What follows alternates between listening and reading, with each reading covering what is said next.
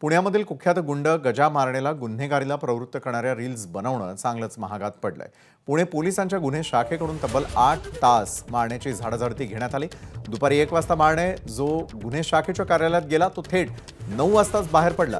मारणेचं GM boys नावानं Insta account आहे। या अकाउंटवरती त्याचे साथीदार गजानन मारणेचे डॉन भाई अशा प्रकारे उल्लेख असलेले रील्स टाकत असतात। या रील्सचा परिणाम तरुण पिढीवरती होऊन ती गुन्हेगारीकडे आकृष्ट होते असं पोलिसांचं म्हणणं आहे। हे इन्स्टा अकाउंट डिलीट करण्याची सूचना पोलिसांनी मारणेला केली आहे। कोण सोशल मीडियावरती काय गोष्टी करते, काय हँडलवरती चालवलं जाते, त्याची अंमलबजावणी कशा पद्धतीने चालली आहे त्याच्यासाठी रिव्ह्यू म्हणून एक त्यांना या ठिकाणी बोलून आम्ही त्यांची विचारपूस करत होतो। चुकीच्या गोष्टी करणारी जी मुलं आहेत जे त्यांच्या नावाचा वापर करतायत त्यांच्या सकट सगळ्यांवरती कारवाई करा अशा पद्धतीने त्यांनी आम्हाला इथं अगदी मुक्त हस्त दिलेला आहे। त्याच्यामुळं त्याचा फायदा तर आम्ही निश्चित घेतलाच पाहिजे। ABP माझा, उघडा डोळे बघा नीट।